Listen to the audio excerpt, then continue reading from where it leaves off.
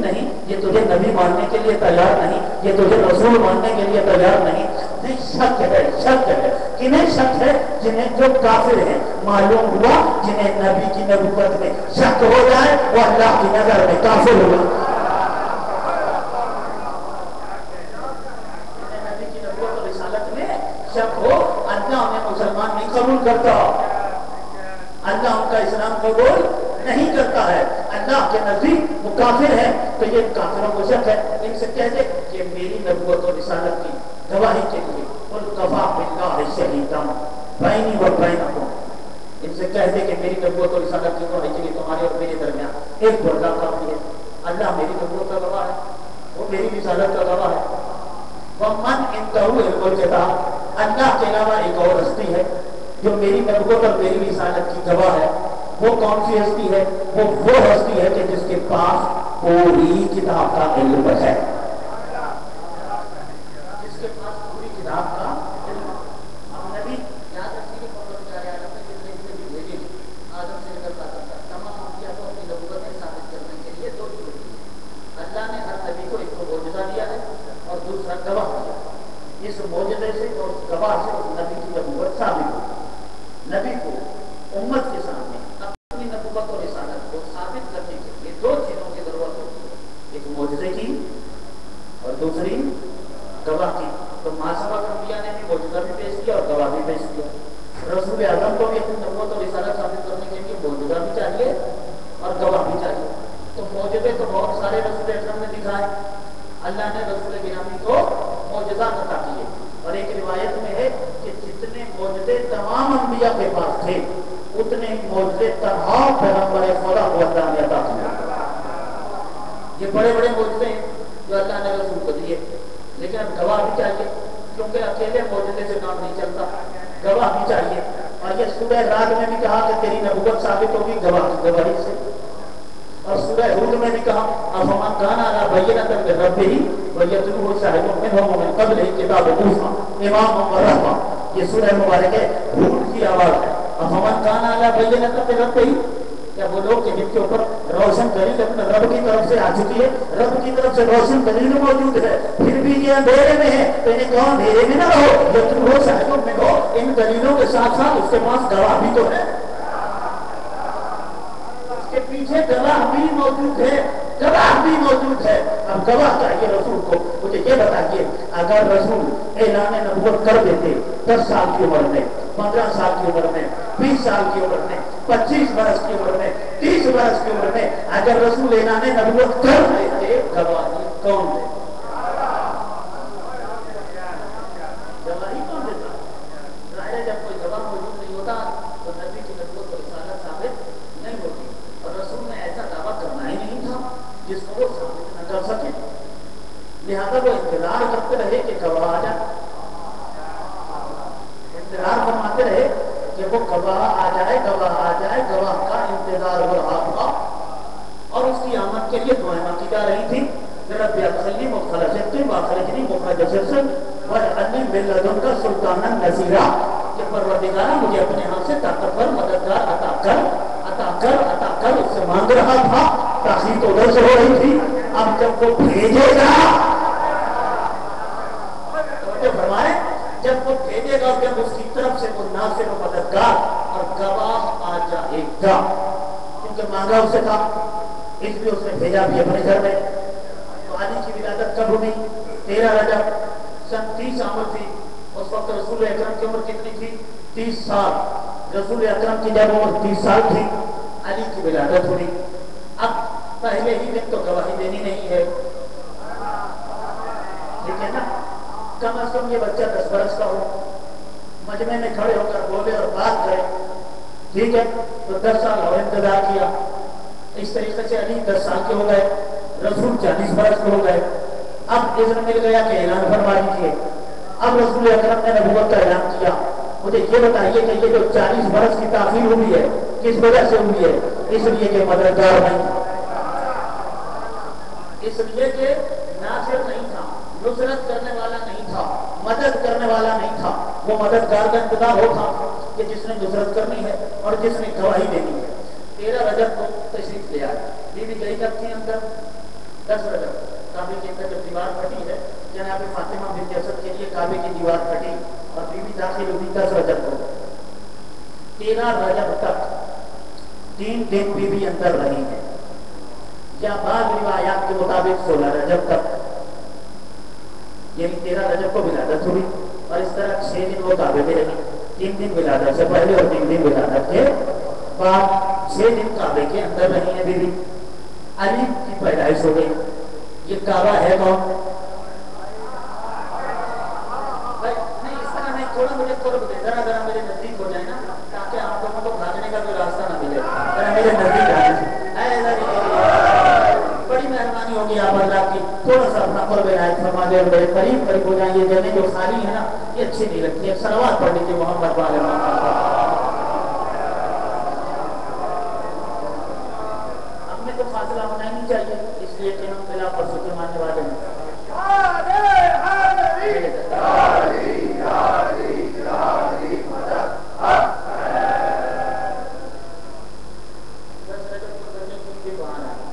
ये क्या है? ये है बैत, जिसका अल्लाह।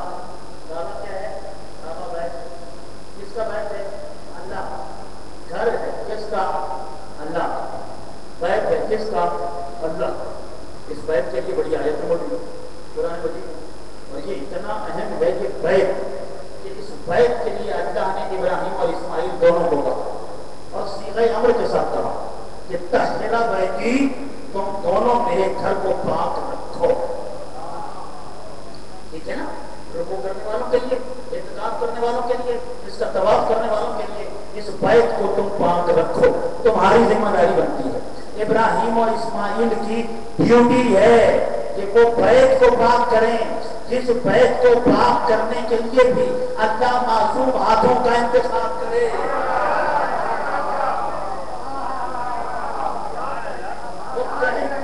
वो बैत कितना बाअज़मत होगा, उस बैत की इज्जत, उसकी रिफत, उसकी बुलंदी और उसकी अजमत कितनी होगी कि जिसे पाक रखने के लिए अल्लाह गैर मासूम हाथ भी पसंद नहीं करता, मासूम हाथों का इंतखाब करता है। और सारी दुनिया जानती है कि मकानों की इज्जत, रौनक और अजमत मकीनों की वजह से हुआ करती है। हमेशा मकीन मकान से अफजल हुआ करते हैं, अहले बैत बैत से अफजल हुआ करते हैं। जब इस बैत को पाक करने वाले इब्राहिम और इस्माइल होंगे तो फिर अहले बैत की तहारत का जिम्मा किसे लेना चाहिए? इसीलिए अल्लाह ने कहा कि तहारत बैत की जिम्मेदारी इब्राहिम और इस्माइल को दे रहा हूँ, मगर अहले बैत का मकाम इतना बुलंद है कि इनकी तहारत की जिम्मेदारी मैं खुद ले रहा हूँ। इन्नमा युरीदुल्लाहु लियुत्हिरा अन्कुम अर्रिज्सा, अहले बैत को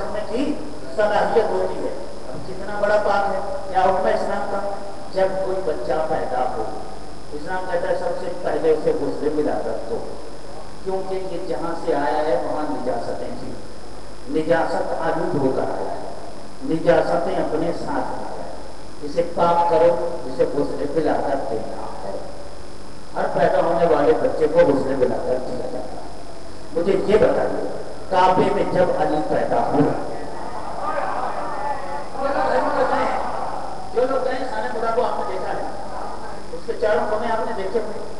تو آج کے اس جدید دور کے اندر بھی کعبے کے اندر تصور نہیں ہے کہ وہاں کوئی ٹوٹی لگے یا اس کے اندر کوئی پائپ لائن جائے یا وہاں کوئی پانی کا نظام ہو. کچھ بھی نہیں ہے نا. وہ تو 1400 سال پہلے کا دور تھا. وہ کعبہ خاص کعبہ جو ہے اس کے اندر کوئی مجھے بتائے نہ پانی وہاں اندر موجود تھا نہ باہر سے پانی گیا. ظاہر ہے کہ جب نہ دیوار کھلی نہ در کھلا نہ تالا کھلا, پانی نہ وہاں موجود تھا نہ پانی باہر سے گیا ہے. اور عورتیں ظاہر سی بات ہے کہ مکے کی عورتیں اس موقع پر ہیلپ کے لیے نہیں بلائیں گی. فاطمہ بنت اسد اس موقع پر تنہا اکیلی کعبے کے اندر گئی ہیں. تو جب اندر چلی گئی ہیں تو مکے کی عورتوں میں سے تو کسی سے مدد نہیں لی, لیکن کچھ عورتوں نے مدد کی بھی یا نہیں کی. تو تاریخ کہتی ہے کہ کچھ عورتوں نے مدد کی, وہ کعبے میں پہنچی, اللہ نے انہیں کعبے میں پہنچایا. یہ قدرت ہے نا اس کی کہ پورا مکہ مل بھی جائے تو تالا نہ کھلے, اور جنہیں وہ بھیجنا چاہے ان کے لیے نہ چھت مانے ہے نہ انہیں دیوار کی ضرورت ہے نہ تالا کھولنے کی ضرورت ہے. تو وہاں آئی کون؟ وہاں آئی ہے آسیہ, وہاں آئی ہے مریم, وہاں حوران جنت آئی ہیں, وہاں سارا آئی ہیں, وہاں ہاجرہ آئی ہیں. تو وہاں اتنی باعظمت بیویاں آئیں جناب فاطمہ بنت اسد کی ہیلپ کرنے کے لیے. فاطمہ بنت اسد کا مقام کو دیکھو, وہ مریم ہے اور وہ معصومہ ہے, وہ طیبہ ہے اور طاہرہ ہے, اور اس کی طہارت کا اعلان قرآن نے کیا ہے. اور وہ ایک معصوم کی ماں ہے, اللہ کے نمائندے کی ماں ہے, وہ عیسیٰ کی ماں ہے. اسے اپنے گھر سے اللہ نے نکال دیا تھا. علی کی ماں کو اپنے گھر میں ہونے کے باوجود اپنے گھر میں بلا لیا ہے. اور پھر مریم جیسی معصومہ بیوی کو فاطمہ بنت اسد کا دائی بنایا. کیا عظمت ہے علی کی ماں کی. اس کے لیے داعیہ کا کام کرنے کے لیے اتنی معصومہ اور پاک بیویاں آئیں, وہاں وہ پہنچ گئیں. اور لباس بھی جنت سے پہنچ گیا, جنت سے لباس کعبے کے اندر پہنچا ہے. لیکن مجھے کہیں یہ نہیں ملا کہ علی کو کعبے میں غسل کیا گیا. اچھا غسل علی کو مل جاتا نا. اگر کعبے کے اندر آسیہ آ سکتی ہے, مریم آ سکتی ہے, سارا آ سکتی ہے, اگر یہ بیویاں بغیر دروازہ کھولے بغیر چھت نہیں مانے ہوتی اور یہ کعبے کے اندر پہنچ جاتی ہیں, لباس پہنچ جاتا ہے, تو جنت سے پانی بھی پہنچ سکتا ہے, غسل بھی ہو سکتا ہے. لیکن ہمیں پانی کہیں نظر نہیں آتا. کیوں نہیں پانی لایا گیا اور کیوں نہیں پانی پہنچایا گیا اور کیوں نہیں علی کو غسل دیا گیا؟ بس علی کے غسل ولادت کا کہیں ذکر نہ ملنا ہی اس بات کی دلیل ہے کہ وہ اور ہوتے ہیں جو نجات پیدا ہوتے ہیں, یہ وہ ہے جو پاک پیدا.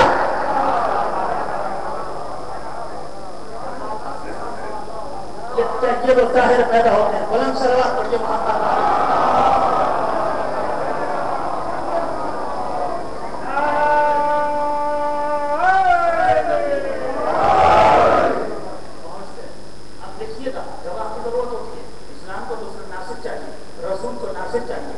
نصرت کا انتظار رسول نے کیا. اعلان نبوت میں تاخیر ہو گئی قریب 40 برس تک. ٹھیک ہے, وہ شاہد چاہیے, وہ گواہ چاہیے, وہ مددگار چاہیے. وہ آ گیا کعبے کے اندر, وہ پیدا ہو گیا. 3 دن تک بچے نے آنکھیں نہیں کھولی. ماں پریشان ہے, یہ بچے نے آنکھیں نہیں کھولی. اچھا تیسرے دن پیغمبر جناب فاطمہ بنت اسد نے جس دن کعبے سے باہر آنا تو اس دن ریسیو کرنے کے لیے رسول اکرم آ گئے. یہ کیا بات ہے کہ فاطمہ بنت اسد نے کعبے سے باہر آنا ہے اور رسول ریسیو کرنے کے لیے جا رہے ہیں؟ کیا آپ کو موبائل کا امتحان ہے؟ بیوی کے پاس کوئی موبائل تھا, ان کو بتا دیا تھا میرے بھتیجے میں اس وقت باہر آ رہی ہوں, ذرا آ جانا لینے کے لیے. موبائل تو تھا نہیں, تو یہ کنیکشن کہاں سے قائم ہو رہے تھے؟ کہ رسول کو کیسے پتا چل رہا تھا کہ ابھی ہی بیوی نے باہر آنا ہے, ابھی ہی مجھے لینے کے لیے جانا چاہیے؟ تو جس انتظام کے تحت بیوی کعبے میں گئی تھی اس انتظام کو بیوی جانتی ہیں, ابو طالب جانتے ہیں, رسول جانتے ہیں. اسی لیے یہ تینوں پریشان نہیں ہیں اور اپنے اپنے وقت پر اپنا اپنا کام بھی کر رہے ہیں. یعنی سب کو اپنے اپنے وقت کی ڈیوٹی خود اللہ کی طرف سے بتائی جا رہی ہے. تعجب کی بات نہیں ہے کہ رسول لینے جا رہے ہیں, وہ کیوں نہیں لینے جاتا جس کا بیٹا پیدا ہوگا؟ فرمائے نا, چاہیے تو یہ کہ جناب ابو طالب ہے, کیونکہ جناب ابو طالب کا بیٹا پیدا ہوا. جناب ابو طالب کو جانا چاہیے. مجھے بتائیے آپ میں سے کسی جوان کا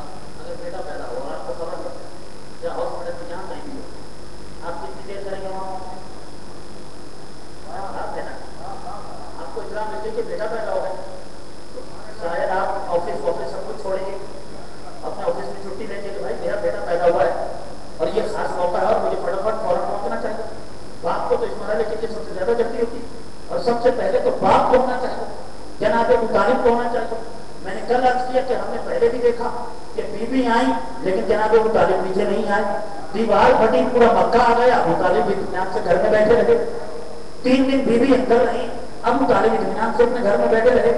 اب جب لینے کا موقع آیا تب بھی رسول لینے کے لیے آ رہے ہیں اور ابو طالب لینے کے لیے نہیں آ رہے، آنا کے لیے لینے کے لیے جناب ابو طالب کو آنا چاہتے، اس لیے کہ وہ بات انہیں لینا آنا چاہیے، لیکن نہیں، اس لیے کہ علی آئے ہیں اور ایک انتظام کے تحت آئے ہیں، ایک خاص جہت سے آئے ہیں، خاص مقصد کے لیے آئے ہیں، خاص کام کے لیے آئے ہیں، خاص ہدف کے لیے آئے ہیں، کہیں سے آئے ہیں، کسی کے تقاضے پر آئے ہیں، کسی کی دعاؤں کی وجہ سے آئے ہیں، کسی کی التجاؤں کی وجہ سے آئے ہیں، کسی کی درخواستوں کی وجہ سے آئے ہیں، کسی کی نصرت کے لیے آئے ہیں، کسی کی مدد کے لیے آئے ہیں، کسی مقصد کے لیے علی آئے ہیں۔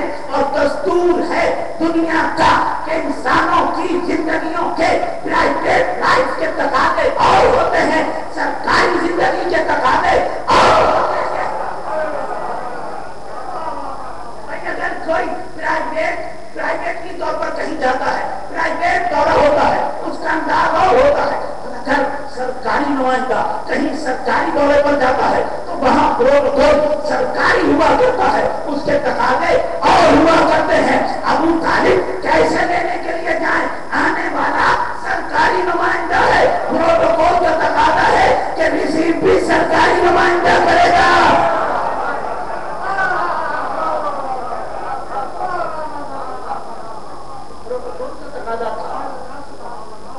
اس سرکار نے مانگا، وہ تو سرکاری دورے میں آئے، سرکاری پروٹوکول کا تقاضا تھا، اس لیے اب کس بچے کی پہلی شکایت یہ جناب فاطمہ کی اثر کی پریشان اس لیے ہوں کہ فاطمہ کی اثر کو بیٹی ابھی کی ماں کے پیغمبر اپنی ماں ہوتے ججی ہیں لیکن رسول نے اپنی ماں کہتے ہیں، تو کہتے ہیں بیٹا محمد یہ مجھے پریشان کیا، ہو گیا بچے نے اپنی کوئی ایسی بات ہے کہ ماں کو بچہ دنیا میں آئے تو نہ روئے گا کبھی پریشان ہو، آنکھ نہیں کھولے گا تھوڑی پریشان ہو، تو ماں پریشان 3 دنوں میں آنکھ نہیں کھولے۔ مجھے یہ بتائیے کہ جناب فاطمہ بنت اسد کو یہ جو بات ہے، یہ بات حضور جاتی جناب مطالب سے وہ کہتی ہے کہ جو ان کے شوہر بھی ہیں اور عمر میں بڑے ہیں اور بزرگ ہیں اور زیادہ تجربہ رکھتے ہیں، یا خاندان کے کسی اور بزرگ سے وہ ذکر کرتے ہیں، یہ تو رشتے میں بھتیجے ہیں اور ایک جوان ہے، ایک 25-30 سال کا جوان بھتیجا ہے محمد، تو جوانوں کے ان معاملات کی کہاں خبر ہوتی ہے؟ یہ ذکر کریں کسی بڑے بوڑھے بزرگ سے، اس سے کہیں کہ یہ بچہ پیدا ہوا ہے، تو جناب فاطمہ بنت اسد جناب ابو طالب کو نہیں کہہ رہی، کسی خاندان کے بڑے بزرگ کو نہیں کہہ رہی، ابھی اعلان نبوت تو نہیں کیا نا، پیغمبر گرامی نے ابھی نبوت کا اعلان کرنے میں تو 10 سال موجود ہیں، 25-30 سال کا نوجوان ہے، رشتے میں بھتیجا ہے، اور جناب فاطمہ بنت اسد کہہ رہی ہیں کہ بیٹا محمد اس نے آپ سے نہیں بولی، کسی اور سے نہ کہنا، اور علی کی ماں کا رسول سے کہنا ہی بتا رہا ہے کہ علی کی ماں پہلے دن سے عرفان رسول رکھتی ہے، معرفت رسول موجود ہے۔ لوگ تو کلمہ پڑھیں گے اعلان نبوت کے بعد، جسے اعلان سے پہلے معرفت ہو وہ علی کی ماں ہوتی ہے۔ فاطمہ بنت اسد عام بھتیجا نہیں سمجھ رہی، جانتی ہیں، اس لیے کہا 3 دن ہو گئے آنکھ نہیں کھولی، تو کہا کہنا گھبرائیے آپ بلائیے اور انہیں میرے ہاتھوں میں دے دیجیے۔ جناب امیر المومنین کو آیا بچہ، 3 دن کا بچہ، جیسے ہی گھوڑے کے محمد دست نبوت سے آیا اور علی نے آنکھیں کھول دی، اور سب سے پہلی نظر سرکار دو جہاں کے چہرے انور پر پڑی۔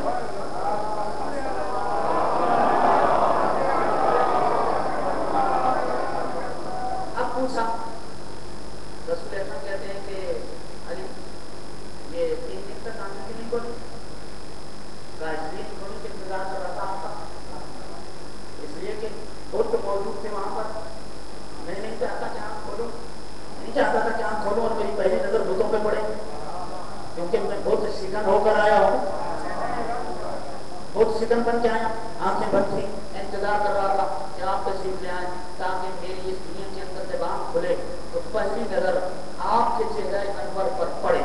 بس جیسے ہی علی نے یہ کہا، فوراً رسول اکرم نے کیا کہا کہ خصصنی بالنظر وخصصتہ بالعلم، تو نے اپنی پہلی نظر کے لیے میرا انتخاب کیا ہے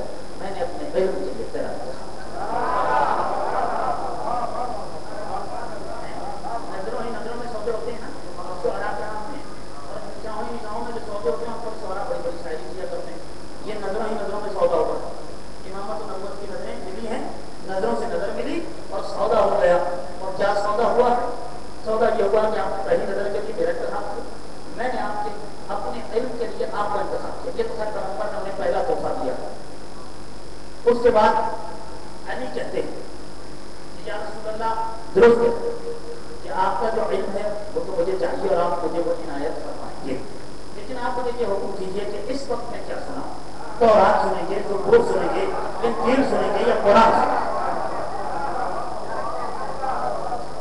یہ بتائیے کہ اس وقت میں کیا علی اس دنیا میں آنے کے بعد فوراً کہہ رہے ہیں کہ مجھے یہ بتائیے کہ میں کیا سناؤں، اس وقت آپ کیا سننا پسند فرمائیں گے؟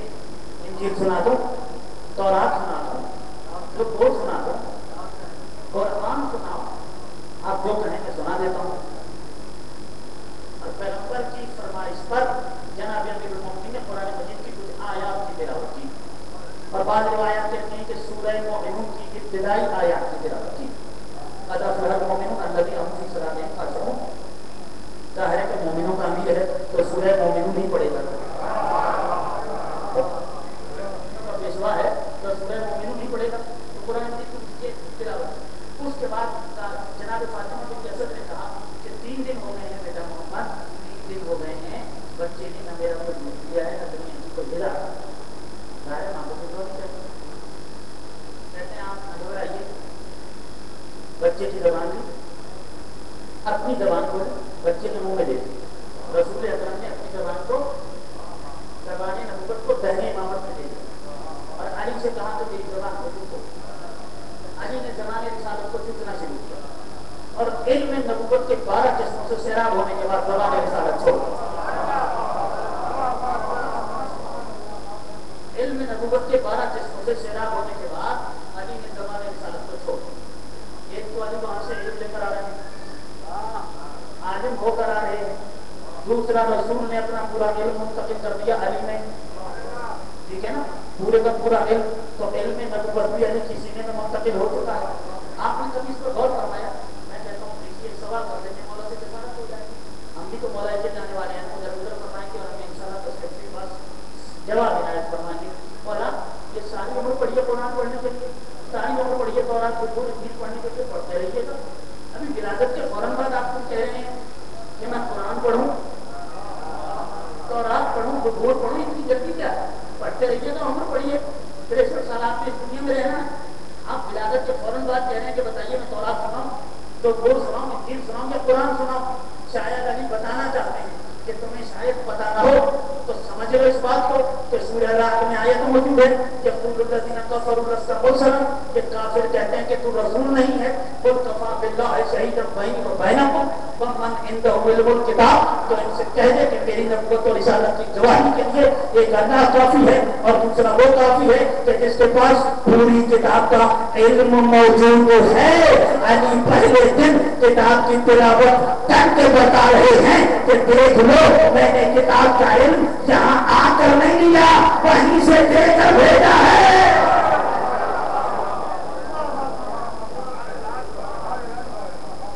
میں نبی کی نبوت کا بلند ترین سروات پڑھیے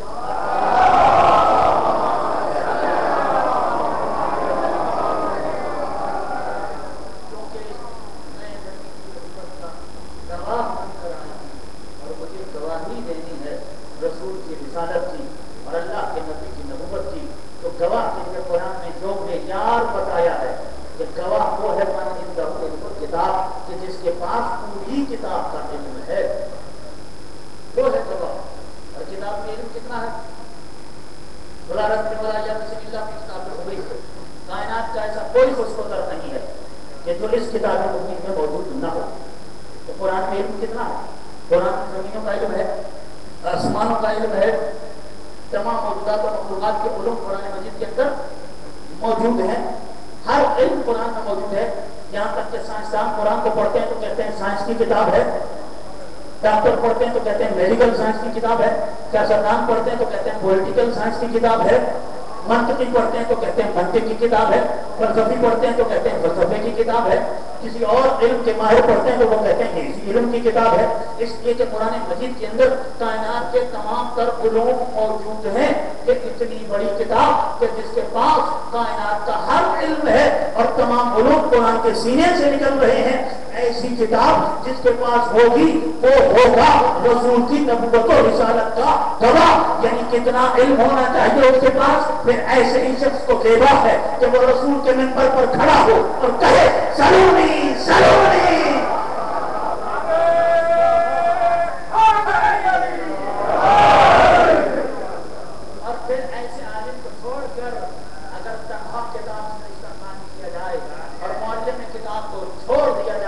کہا جائے کہ ہمارے لیے کتاب کافی ہے تو یاد رکھیے کہ آپ مجھے بتائیے کہ کتاب کے ساتھ معلم کی کتاب کبھی نہیں. کتاب کوئی سی بھی ہو معلم کے بغیر سمجھ میں نہیں آتی. آپ دیکھیں کہ یہ آپ کے بچے جاتے ہیں اسکولوں میں پڑھتے ہیں کالجوں میں پڑھتے ہیں یونیورسٹی میں پڑھتے ہیں.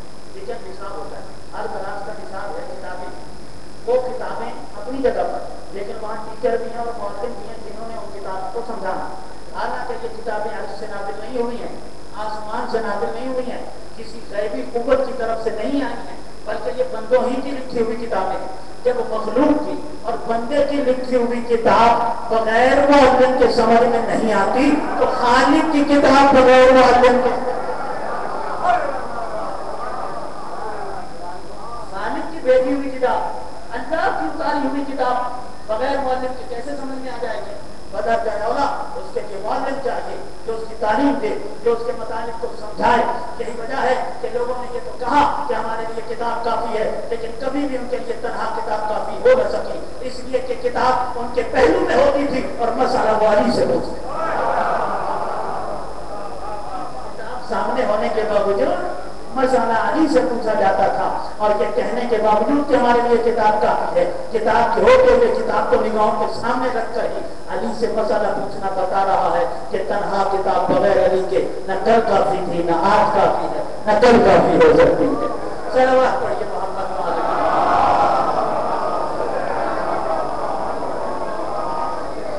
اور صرف علی کو اور اولاد علی کو اور اہل بیت کو الگ کرنے کے لیے اور ان سے زمانے کی توجہ ہٹانے کے لیے کہ کہاں گیا کہ کیا ضرورت ہے قرآن کی ہوتے ہوئے ہم ادھر ادھر جائیں جب قرآن ہمارے سامنے موجود ہے اور یہ اللہ کی اتاری ہوئی کتاب ہے اور اس میں سارے علم موجود ہیں تو ہر مسئلہ ہم قرآن ہی سے لے لیتے ہیں. افسوس افسوس اہل بیت سے توجہ ہٹانے کے لیے تو یہ باتیں کی گئی لیکن خود قرآن سے علم حاصل کرنے کے لیے یہ بات کبھی نہیں کی.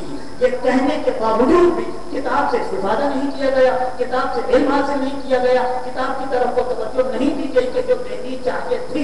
یعنی یہ باتیں صرف اس حد تک ہیں کہ ادھر سے توجہ ہٹ جائے لیکن کتاب سے استفادہ نہیں کیا جا رہا ہے. پہلا کتاب سے استفادہ بھی کرتے اور اگر میں کہہ دیتا ہوں تھوڑی دیر کے لیے کہ کتاب یہ اللہ کی کتاب ہے اور یہ ہدایت کی کتاب ہے اور یہ کل عالم انسانیت کے لیے نصاب انسانیت اور ہدایت انسانیت کی کتاب ہے. آ جائیے کتاب ہی کو سامنے رکھ لیتے ہیں اور اپنے تمام معاملات و مسائل کے فیصلے کتاب ہی سے کروا لیتے ہیں اور ساری الجھنوں کو قرآن ہی سے حل کروا لیتے ہیں. اور اگر قرآن کے بغیر کوئی چیز قبول نہیں کرنی تو چلیے ساری چیزیں قرآن ہی سے لے لیتے ہیں. اب دین بھی وہ ہوگا جو قرآن میں اسلام بھی وہ ہوگا جو قرآن میں نظام بھی وہ ہوگا جو قرآن میں ولایت بھی وہ ہوگی جو قرآن میں طہارت بھی وہ ہوگی جو قرآن میں عصمت بھی وہ ہوگی جو قرآن میں امامت بھی وہ ہوگی جو قرآن میں نماز بھی وہ ہوگی جو قرآن میں وضو بھی وہ ہوگا جو قرآن میں. لیکن تھوڑی دیر کے لیے رک جائیے مجھے اتنا تو بتائیے کہ یہ قرآن کس کے ساتھ ہے.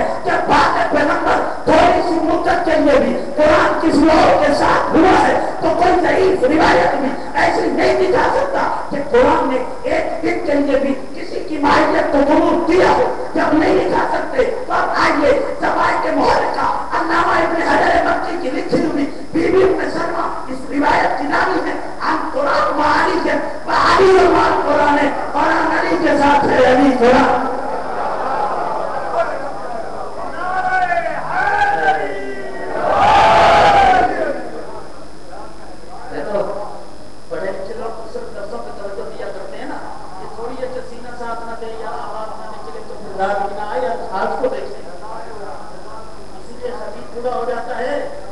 کتابت میں مزہ نہیں آتا اس لیے کہ اس کی حرکتوں پر توجہ ہے اس کے لفظوں پر توجہ نہیں ہے.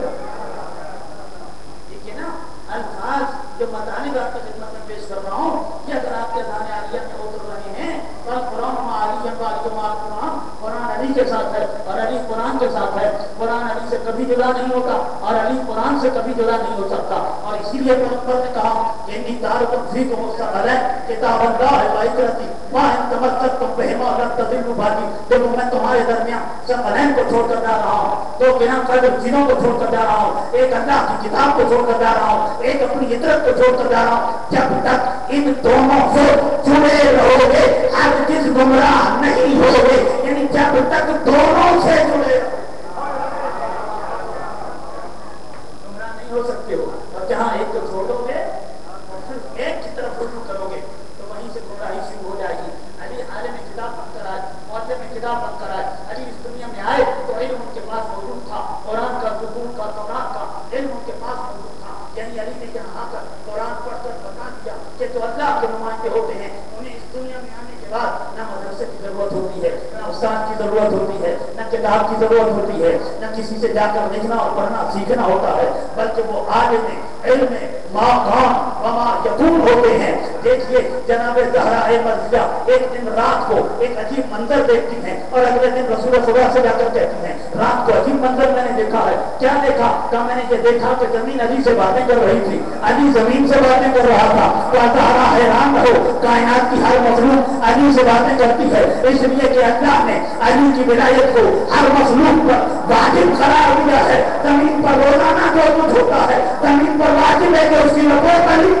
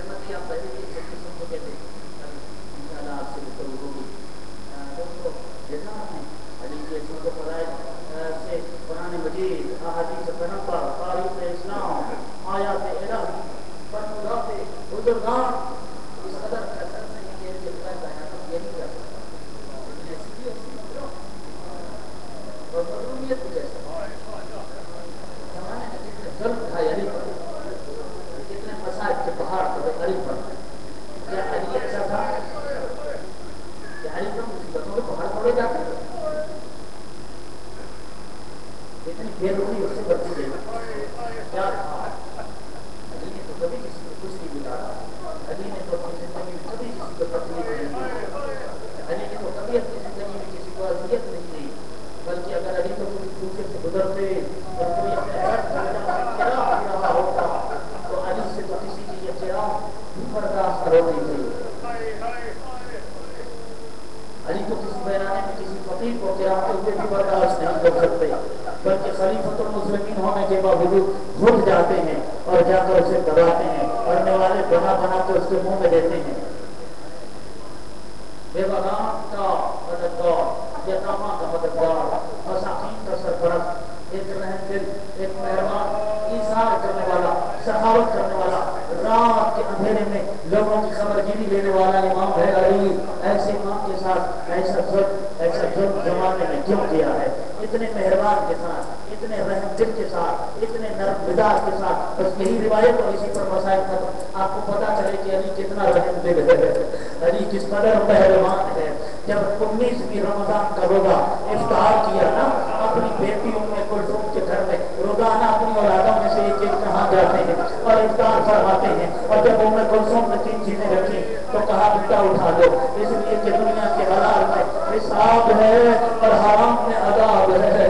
میں ایسی نعمتیں استعمال نہیں کرنا چاہتا جن کے لیے قیامت کے دن اللہ کی بارگاہ میں حساب دینے کے لیے زیادہ کھڑا ہونا پڑے۔ 3 لقمے جو کی روٹی کے نمک کے ساتھ، بس یہی فضا ہے علی کی رمضان کے مہینے میں۔ ادادار رات جا کر بلائی اور سحر کے وقت جب علی جانے لگے تو جانتے ہو کہ گھر کے اندر بکریاں مرغابیاں جو موجود تھی، انہوں نے میرے مولا کے گرد ایک حلقہ بنایا اور نعرہ و فریاد کرنا شروع کیا، شور و شگون کرنا شروع کیا، صدائے گریا بلند کی، بے گمان جانور علی پر ماتم کر رہے ہیں، علی کا نوحہ پڑھ رہے ہیں، اور جب کسی نے انہیں ہٹانا چاہا تو کہنے نہ ہٹاؤ، یہ علی پر نوحہ پڑھ رہے ہیں، یہ علی کا ماتم کر رہے ہیں۔ ادادار آخری وصیت علی کی ایک ہلا دینے والی وصیت ہے۔ بیٹا حسن، بیٹی ام کلثوم دیکھ رہی ہو کہ بکری گھر میں موجود ہے، دیکھ رہی ہو کہ مرغابیاں گھر میں موجود ہے، دیکھو جب انہیں پیاس لگے گی نا تو یہ اپنی زبان سے پانی مانگ نہیں سکے گی، اور جب انہیں بھوک لگے گی نا تو یہ تم سے اپنا دانا مانگ نہیں سکیں گی، اس لیے کہ ان کے منہ میں زبان نہیں ہے۔ بیٹا ان کے آب و دانا کا خیال رکھنا، ایک لمحہ کے لیے انہیں پیاسا نہ رکھنا۔ علی کسی جانور کو بھی تھوڑی دیر کے واسطے بھی پیاسا برداشت نہیں کر سکتا۔ میں تو مولا آپ تو تھوڑی دیر کے لیے بھی کسی جانور کو بھی پیاسا نہیں دیکھ سکتے۔ یہ 40 ہجری ہے، ذرا 20 سال کے بعد 61 ہجری کربلا کا میدان، یہ علی آپ کی اولاد ہے، آج 3 دن کی بھوکی اور پیاسی اور بھوکے اور پیاسے تباہ کیے جا رہے۔ یہ حسین علی کا بیٹا صرف ایک گھونٹ پانی پلا دو، کہ نہیں ہے پانی۔ آئیے وہ جملہ ہے جس پر سید سجاد 35 برس تک روتے رہے مدینے کے بازار سے۔ سجاد کو غضب ہوا جب قصاب نے دیکھا نا سجاد رو رہے ہیں، کہا کیوں روتے ہو؟ کہا اس لیے روتا ہوں اتنا بتاؤ، جانور خود سوا کرتے ہو؟ کہاں خود سوا کرتا ہوں؟ کہا جانتے ہو شریعت جانور سوا کرنے کے لیے قانون کیا بتاتی ہے؟ کہاں شریعت کا قانون ہے جب کسی جانور کو ذبح کرو تو پہلے اسے پانی پلاؤ۔ میں پہلے پانی پلایا کرتا ہوں، پھر چوری چڑھایا کرتا ہوں۔ اتنا سننا تھا، میرے بیمار امام کی چیزیں بلند ہوئی، روتے روتے رخ پھرا کربلا کی طرف، رو کے کہا ہائے میرے غریب بابا، مسلمان جانور کو بھی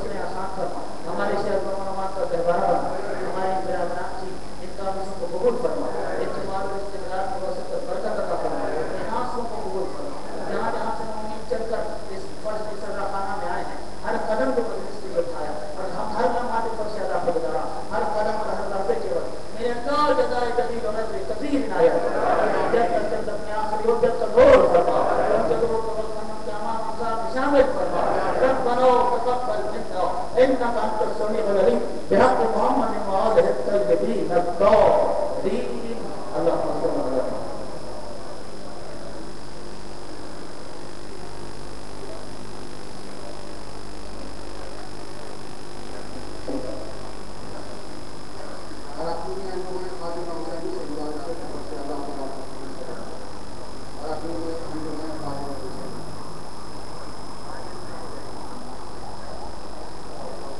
مرتضی زینی صاحب سے درخواست کروں گا جو آپ کا نہیں ہوا